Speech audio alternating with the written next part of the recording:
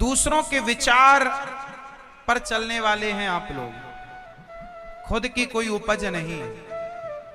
आप कहते हैं कर्म ही पूजा है, तो फिर मैं प्रश्न कर रहा हूं आपसे, शराबी शराब पीता है वो भी तो कर्म कर रहा है, गंजेड़ी गांजा पी रहा है वो भी तो कर्म कर रहा है, मांसाहार करने वाला कसाई गाय को काट रहा है तो वो भी तो अपना कर्म कर रहा है। तो क्या कर्म ही पूजा में ये कर्म भी पूजा हो गई? इसका मतलब ये सेंटेंस जो आप कहते हैं कर्म ही पूजा है, ये अर्ध सत्य है, पूर्ण सत्य। इस सेंटेंस को समझने के पहले कुछ आगे और कुछ पीछा समझना पड़ेगा, तब ये बात क्लियर होगा। कर्म ही पूजा है। कौन सा कर्म पूजा है? शराब पीना पूजा है क्या? मांस खाना पूजा है क्या? गाय का सिर काटना, बकरे का सिर काटना पूजा? ये तो सब कर्म है। क्या ये कर्म? आंखों की पलक झपकना भी कर्म है, दिल का धड़कना भी कर्म हो रहा है। आप यहां सुन रहे हैं, ये भी आपका कर्म हो रहा। मैं बोल रहा हूं, ये भी कर्म हो रहा। कर्म तो सब हो रहा। चींटी भी अपना कर्म कर रही है, कसाई भी अपना कर्म कर रहा है। तो फिर किस आधार पर यह कहा जाए कि कर्म ही पूजा है?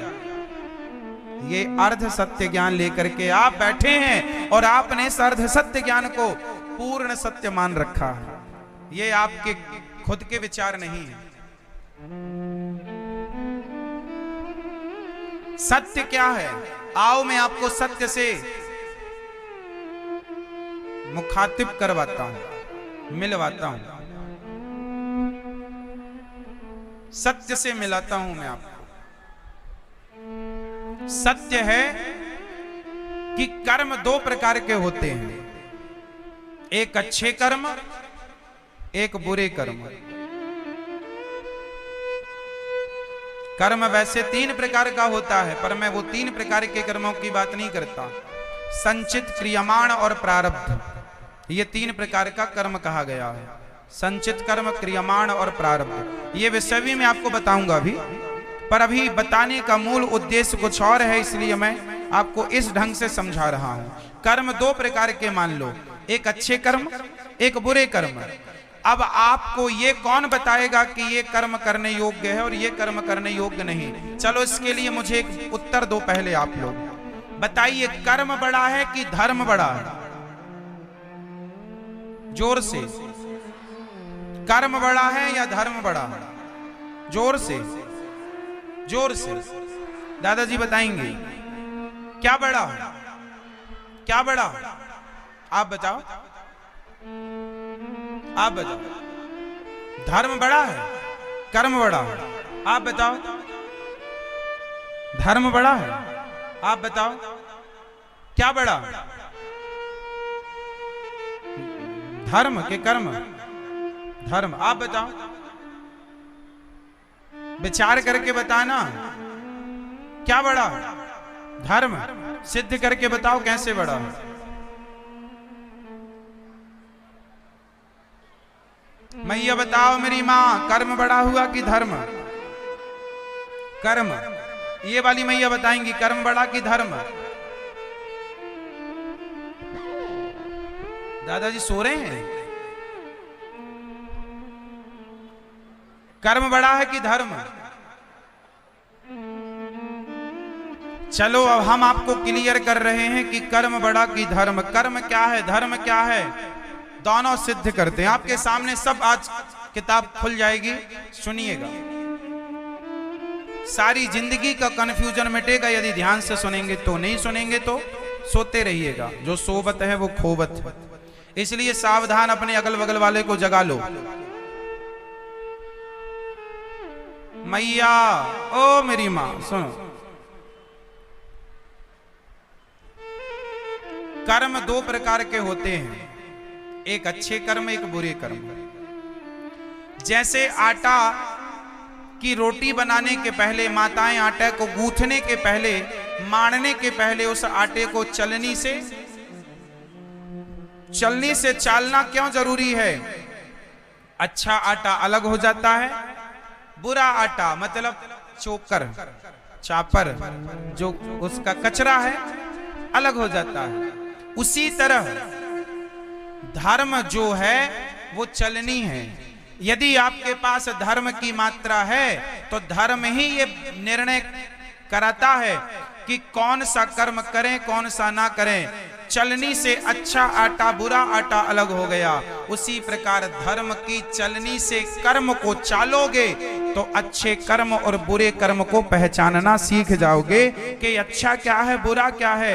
ये धर्मात्मा धर्म को जानने वाला व्यक्ति ही ये समझ सकता है कि सच बोलना, सच और झूठ, हमें सच बोलना है या झूठ बोलना है, क्या जरूरी है, क्या सही है?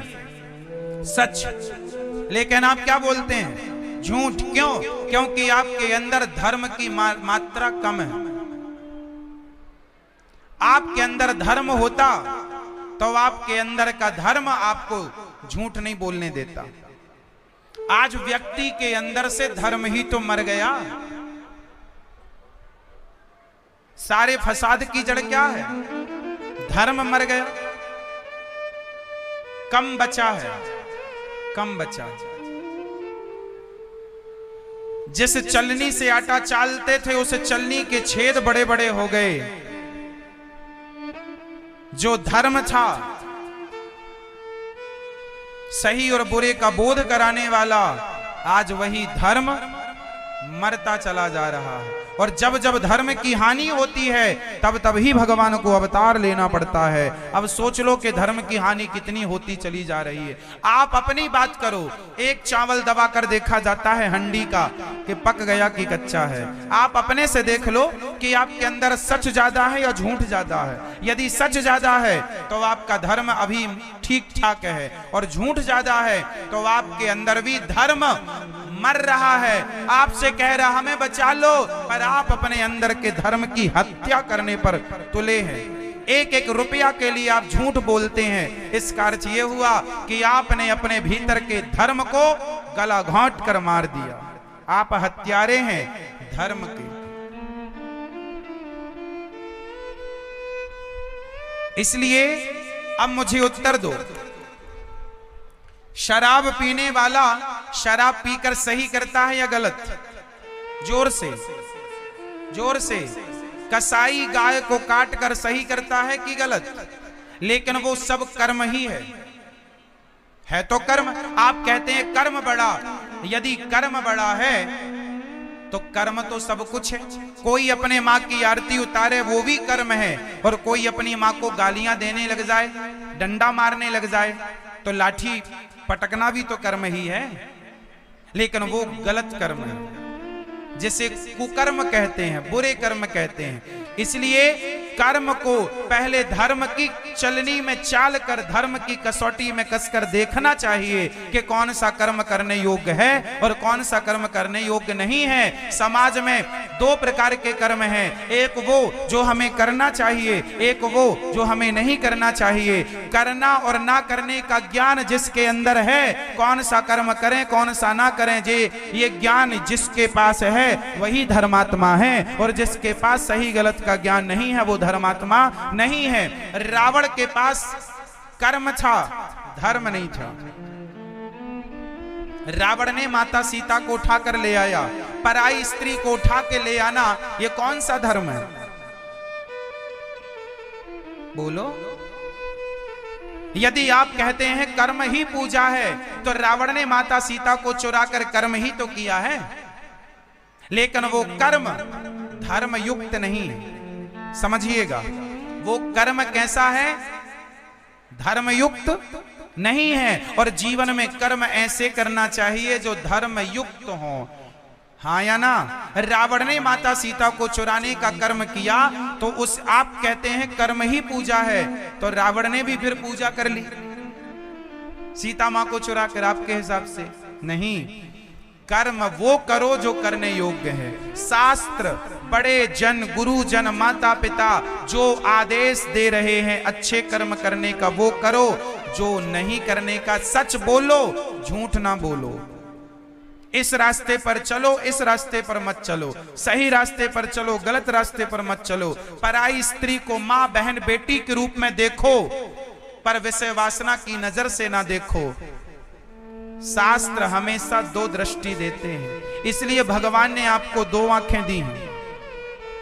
दो आंखों का मतलब है सही गलत का भेद समझो, क्या सही है क्या गलत, क्या करने योग्य काम है क्या करने योग्य काम नहीं।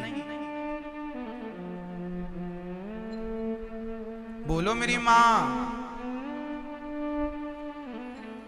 अच्छा एक बात बताओ, आप जैसी बातें अपने पति से करती हो, क्या वैसी बातें आप अपने भाई से या अपने पिता से कर सकती हो? उत्तर दो। नहीं। क्यों? क्योंकि आपने पति से जो बातें की वो भी कर्म था, और भाई से जो करेंगे वो भी कर्म होगा, लेकिन आप एक कर्म करते हैं पर एक कर्म नहीं करते, क्योंकि आपको धर्म का यहां पर ज्ञान है कि ये धर्म है ये धर्म नहीं है।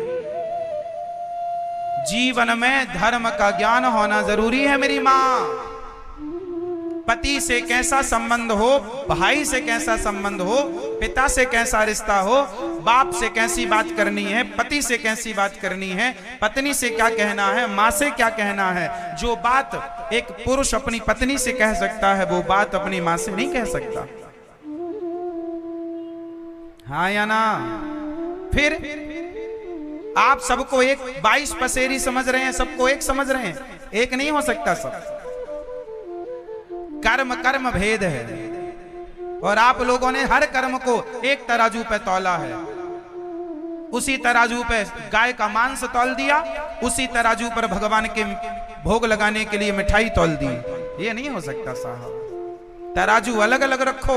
सोनार की तराजू अलग होती है, लोहार की तराजू अलग होती है, सब्जी बेचने वाले की तराजू अलग होती है। जैसे तराजू पर आलू टमाटर तौले जाते हैं, उस तराजू पर सोना नहीं तौला जा सकता। हाँ या ना? और जिस तराजू पर सोना तौला जाता है उस पर टमाटर नहीं तौले जा सकते। हर तराजू अलग अलग होती है, लेकिन आप अपनी एक तराजू से सब देख रहे हैं। आपका निर्णय गलत है। आपका यदि ये नजरिया है कि कर्म ही पूजा है तो ये अर्ध सत्य है। पूर्ण सत्य ये है कि वो कर्म पहले न्याय धर्म से देखो कि ये कर्म करने योग्य है या नहीं। यदि है तो करो, नहीं है मत करो। करने योग्य कर्म को करना ही पूजा है, ना करने योग्य कर्म को करना पाप है। चोर चोरी करता है, कर्म ही तो कर रहा है।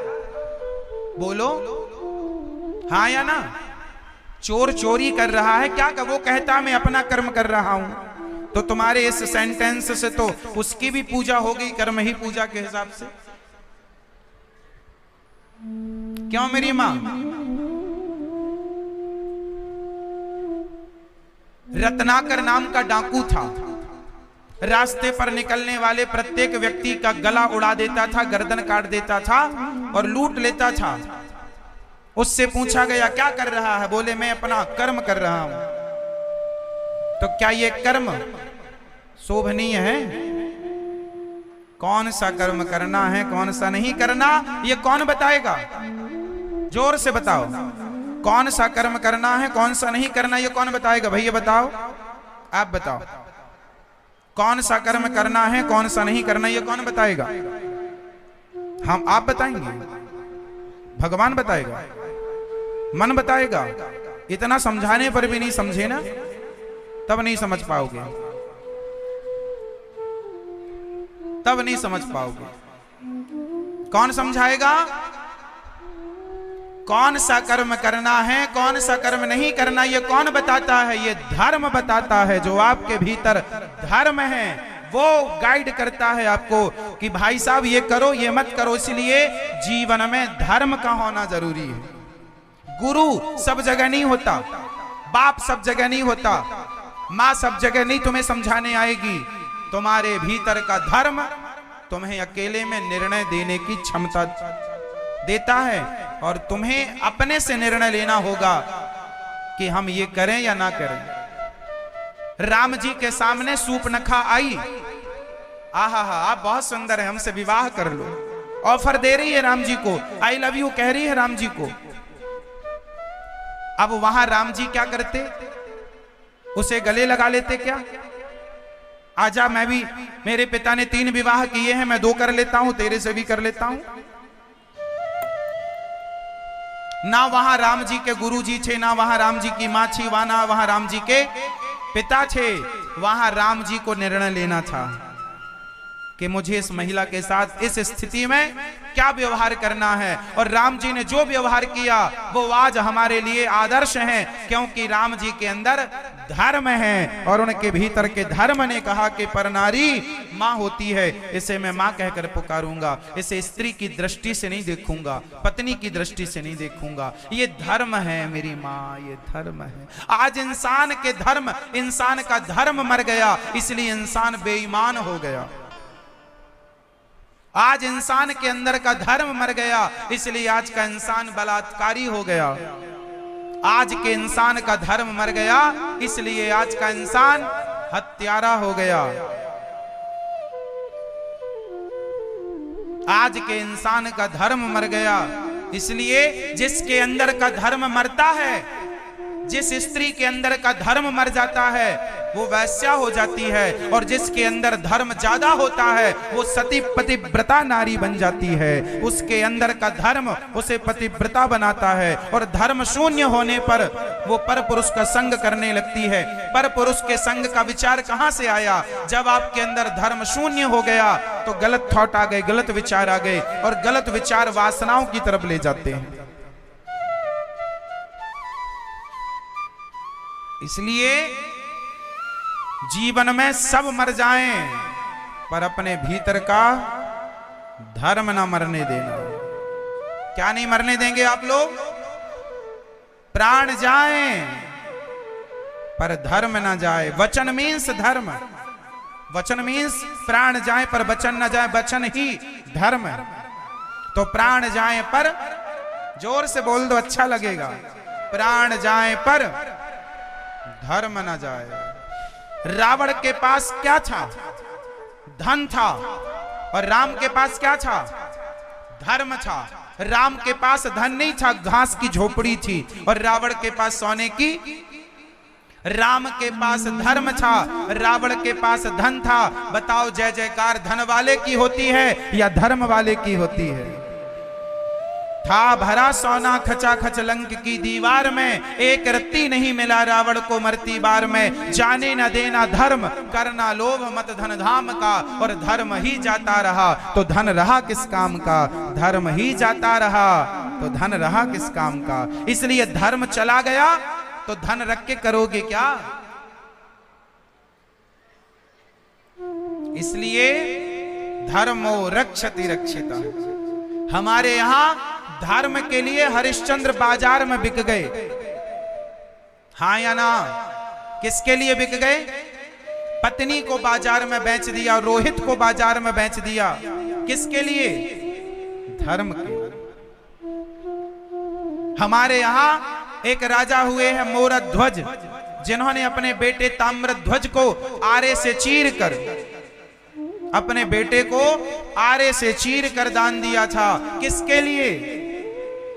बेटा चला जाए, पत्नी चली जाए, राज्य चला जाए, शरीर चला जाए, पर धर्म ना जाए। पत्नी जाएगी तो वापस आ जाएगी, पुत्र जाएगा वापस आ जाएगा, शरीर चला गया वापस मिल जाएगा, पर धर्म चला गया तो फिर ना लौट के आएगा। इसलिए शरीर से अनमोल है धर्म। इसलिए क्या बचाओगे साहब? और आप लोग किसकी हत्या कर रहे हैं? झूठ बोल बोल करके। महाराज जी हम झूठ नहीं बोलेंगे तो हमारी तो दुकान ही नहीं चलेगी, ऐसा आप कहते हैं। इससे पता चल रहा है कि तुम्हारे अंदर का धर्म मर चुका है। तुम्हें झूठ पर विश्वास है पर तुम्हें सत्य पर विश्वास नहीं है। और याद रखना, चलो बताओ, अर्जुन झूठे हैं या दुर्योधन झूठे हैं? जोर से। झूठा कौन है, अर्जुन या दुर्योधन? आप बताओ, झूठा कौन है, दुर्योधन या अर्जुन? कौन झूठा है बेटा? अर्जुन झूठे, दुर्योधन? अर्जुन सच्चे थे, दुर्योधन झूठा है। इसलिए भगवान ने साथ किसका दिया? झूठे दुर्योधन का नहीं, सच्चे अर्जुन का साथ दिया। सच्चे व्यक्ति को 12 साल का वनवास हो सकता है। पांडवों को 13 साल का वनवास हुआ, 12 साल का वनवास, 1 वर्ष का अज्ञातवास। सच्चे आदमी को, मेरे संग सेंटेंस दोहराओ, सच्चे आदमी को, सच्चे व्यक्ति को 13 वर्ष का वनवास हो सकता है, लेकिन सच्चे आदमी की हार नहीं हो सकती। 13 साल बाद सही, 13 साल की तपस्या के बाद सही, पर जीत जब होगी तो सत्य की होगी। अर्जुन की जीत हुई, पांडवों की जीत हुई। आपको क्या लगता है? सत्य परेशान हो सकता है, परास्त नहीं हो सकता, पराजित नहीं हो सकता। इसलिए सच बोलने वाले लोग कहते हैं, महाराज जी हम बड़े परेशान होते हैं, हम बड़े दुखी होते हैं।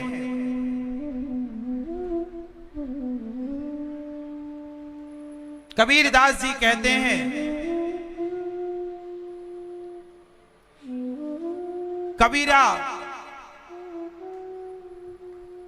कबीरा इस संसार की उल्टी देखी रीत, कबीरा इस संसार की उल्टी देखी रीत, चोर उचक्के नगर सेठ और साधु मांगे भीख। चोर उचक्के नगर सेठ और साधु मांगे भीख। कबीरा इस संसार की उल्टी देखी रीत।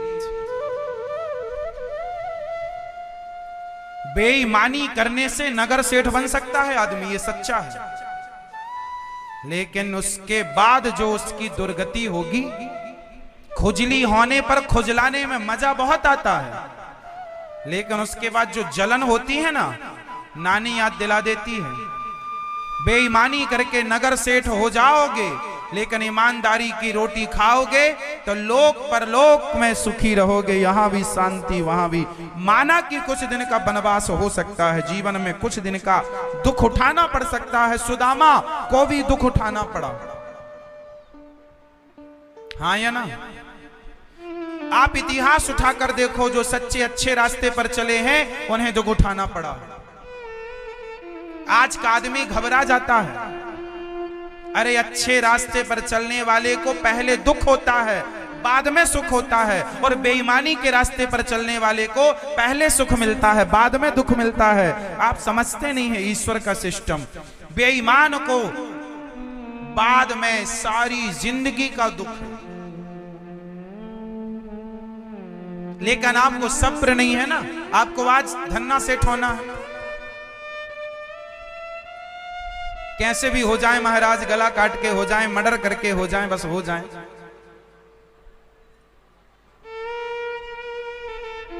सब्र नहीं।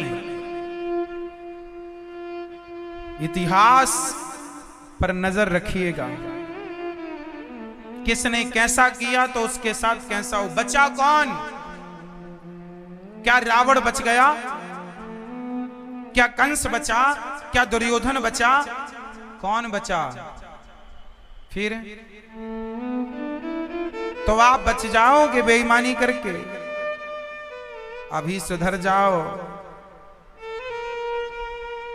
ईमानदारी की रोटियां खाओ, मस्त ठंडा पानी पियो, सूखा रूखा खाए के ठंडा पानी पी, देख पराई संपत्ति मत ललचाए जी। ये सिद्धांत है हमारे भारत के।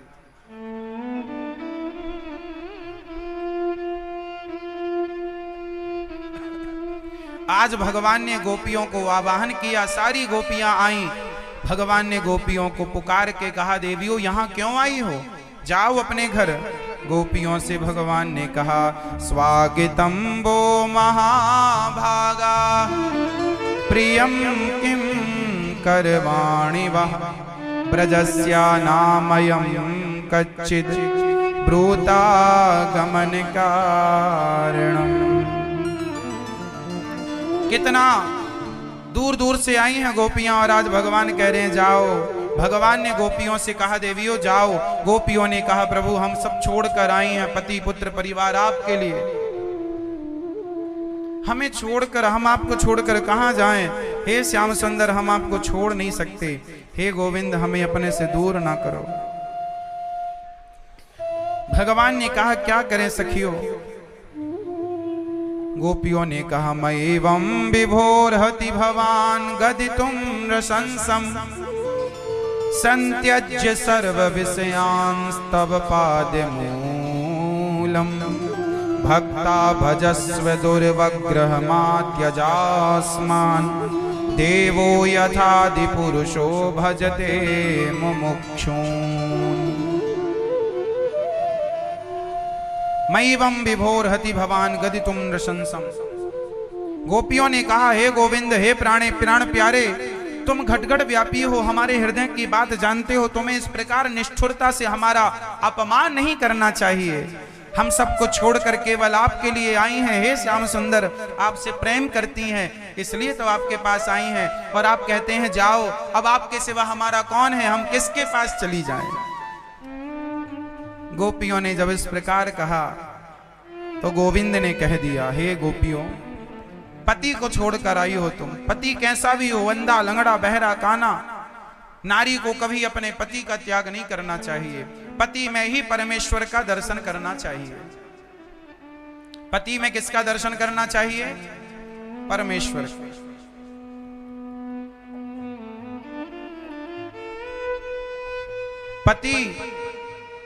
पति कौन होता है मैया? मेरी मां। पति कौन है आपका?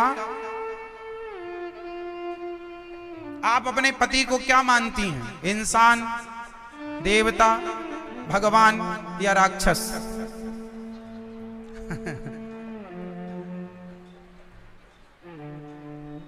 मैया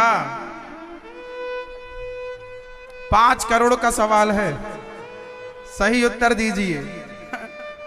आप अपने पति को क्या मानती हैं मैया? इंसान, देवता, भगवान या राक्षस? क्या मैया आप क्या मानती हो? इंसान। आप क्या मानती हो मैया अपने पति को? आप राक्षस? हाँ। आप बताओ, आप मैया?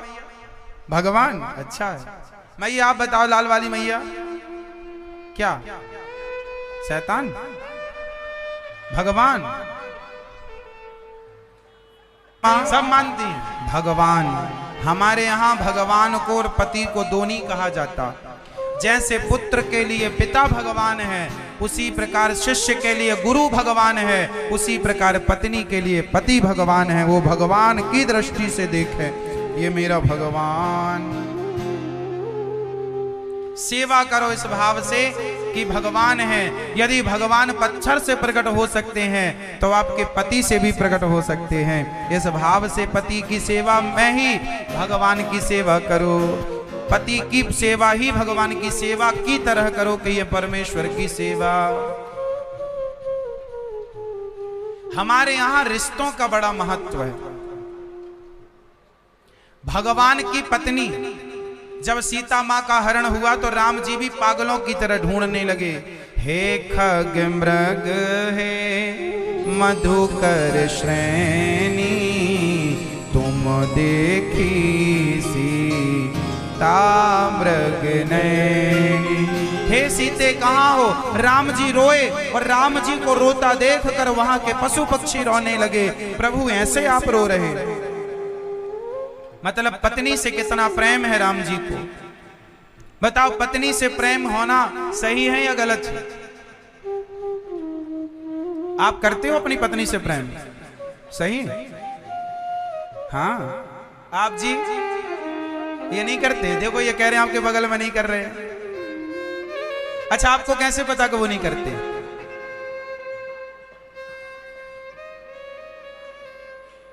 दादाजी आप करते हैं पत्नी से प्रेम? पत्नी से प्रेम ऐसा करो जैसे राम जी करते हैं।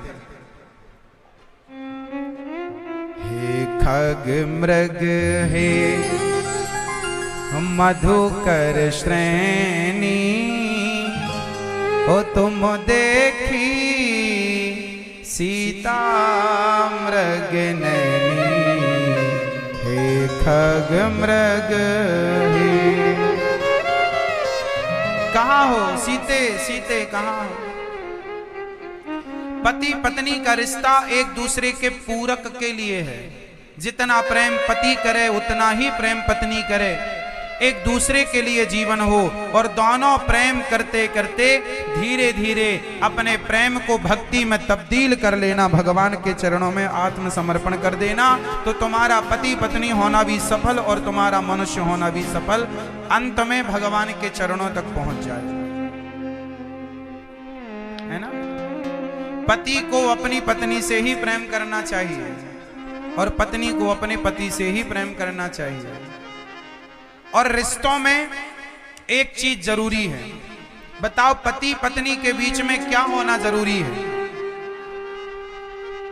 पति पत्नी के बीच में क्या होना जरूरी है? यह सवाल 15 करोड़ रुपए के लिए, यदि आप सही उत्तर देंगे तो 15 करोड़ रुपए का ज्ञान आपके खोपड़ी में आएगा। पति पत्नी के बीच में क्या होना जरूरी है? पहला पैसा, दूसरा प्रेम, तीसरा विश्वास, चौथा सहनशीलता। पति पत्नी के बीच में क्या होना जरूरी है? जोर से, हाँ।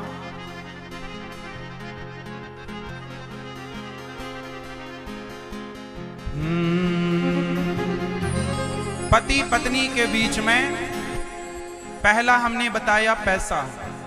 पैसा जरूरी नहीं है पर पैसा होना चाहिए, जरूरी नहीं है दाल रोटी पैसे से आएगी, गुजारा घास की झोपड़ी में हो चलेगा, पर थोड़ा बहुत होना चाहिए, इसलिए पैसे का बहुत महत्व नहीं है पति पत्नी के बीच में। दूसरा प्रेम, पति पत्नी के बीच में प्रेम होना चाहिए, बट प्रेम तो हो ही जाता है, इसकी भी बहुत ज्यादा जरूरत नहीं पड़ती, क्योंकि ये हो जाएगा, ये अभी के लिए जरूरी नहीं है। तीसरा है विश्वास। पति पत्नी के बीच में विश्वास तो होना चाहिए, लेकिन जिस पति को पत्नी को एक दूसरे पर विश्वास होता है, इसलिए तो लड़का लड़की विश्वास करते हैं एक दूसरे पर और लेकर भाग जाते हैं, शादी कर लेते हैं, फिर भी उनकी शादियां टूट जाती हैं, फिर भी उनकी शादियां टूट कर तलाक की स्थिति तक पहुंच जाती हैं, डिवोर्स हो जाता है। विश्वास था तब तो प्यार हुआ और शादी भी कर ली, लव मैरिज कोर्ट मैरिज कर ली, लेकिन टिकी नहीं शादी, क्योंकि जरूरत थी चौथी चीज की, और वो है सहनशीलता। रिश्ते कोई भी हो, पिता पुत्र का ही क्यों ना हो, माँ बेटे का ही क्यों ना हो, भाई भाई का ही क्यों ना हो, पति पत्नी का ही क्यों ना हो, मित्र मित्र का ही क्यों ना हो, जीवन में सहनशीलता चाहिए। यदि आपके अंदर सहनशीलता है, सहन कर सकते हैं पत्नी की दो बातें, सहन कर सकते हैं पति की दो बातें, सहन कर सकते हैं जेठानी देवरानी सास ससुर की दो बातें, तो रिश्ते चलेंगे साहब, आखिरी तक चलेंगे। और नहीं सहोगे तो कितना भी विश्वास होगा, लड़के लड़की विश्वास से करते तो हैं, शादी टूट जाती है, प्यार करके शादी करते हैं टूट जाती है, पैसा देखकर शादी करते हैं टूट जाती है। पर तुम्हारी दादी नानी अनपढ़ थी, तलाक नहीं हुआ, क्योंकि उनके अंदर सहनशीलता थी। पति कुछ कह दे तो पत्नी ना बोले, पत्नी कुछ कह दे तो तुम्हारे पिता ना बोले, तुम्हारी सास कुछ कह दे तो तुम्हारी माँ ना बोले, तुम्हारी माँ कुछ कह दे तुम्हारी दादी ना बोले। रिश्तों में सहनशीलता थी। पहले की बहुएं सहती थी तो रहती थी, आज की बहुएं नहीं सहती तो नहीं रहती।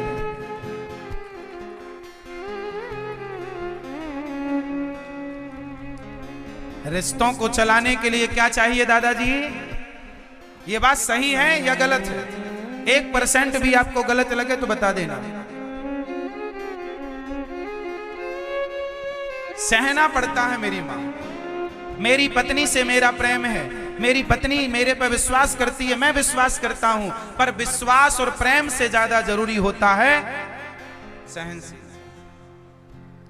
कई बार पत्नी कुछ कह देती है, प्यार में ही कह दिया, विश्वास से अधिकार से कह दिया, लेकिन मुझे बुरी लग जाती है।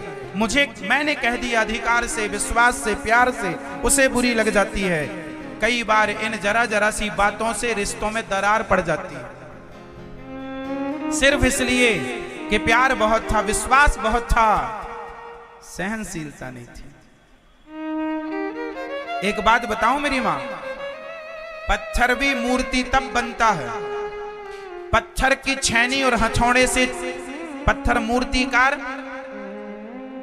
उसका बाहरी आवरण उतार देता है, मारता है पत्थर को, लाखों चोट मारता है छेनी की, लाखों चोट मारता है हथौड़े की, तब जाकर के मुस्कुराती हुई छटा सामने आती है। अरे पत्थर भी यदि छेनी हथौड़ों की चोट से, मूर्तिकार की चोट से वो पत्थर टूट जाता ना, तो टुकड़े टुकड़े हो जाता। जो पत्थर चोट खाकर टूट गया वो कंकड़ हो गया, और जो पत्थर चोट सह गया वो शंकर हो गया। सह करके पत्थर भी भगवान हो जाता है साहब, इसलिए सहना पड़ेगा। क्या करना पड़ेगा? अपने छोरा छोरियों के विवाह के पहले मेरी ये बात समझा देना, बेटा 24 साल का हो गया है तो शादी के लायक हो गया, ऐसा नहीं। बेटे ने पढ़ाई पूरी कर ली, बेटी ने पढ़ाई पूरी कर ली तो शादी के लायक हो गई, ऐसा नहीं। बेटी के अंदर सहनशीलता आ जाए, बेटे के अंदर सहनशीलता आ जाए, तब शादी करना। बाकी डिग्रियां तो कागजों में होती हैं, सहनशीलता तो छाती में चाहिए।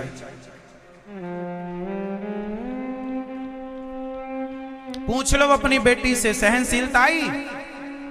आ गई तो कर लो शादी, नहीं आई तो अभी और रुको। छोरा से पूछ लो, बात बात में गुस्सा आता है, सहनशील है या दो कौड़ी का है? पूछ लो। पहले के माँ बाप ये सब देखा करते थे, आजकल के माँ बाप नहीं देखते कुछ। हाँ मेरी माँ, तो पति कैसा हो, पत्नी कैसी हो, दोनों में एक ही बात हो, सहनशीलता। हाँ, बिन परमेश्वर सूना मंदिर, बिंदिया बिना लीलार सूना, पति बिना संसार। जैसे बिंदिया के बिना माथा सूना है, मंदिर मूर्ति के बिना, भगवान के बिना मंदिर, मंदिर कितना भी बड़ा हो, भगवान ना हो तो उस मंदिर की कोई शोभा। बिन परमेश्वर सूना मंदिर, बिंदिया बिना लीलार सूना, पति बिना संसार। पति ही जप है, पति ही तप है, पति ही है करतार। पति से ही पत इस तन की है, पति बिन विपति हजार सूना, पति बिना संसार। पति ही जप है, पति ही तप है। एक पतिव्रत रहे जगत में, सब व्रत हैं बेकार। बिन पतिव्रत के नारी का तो जीवन है बे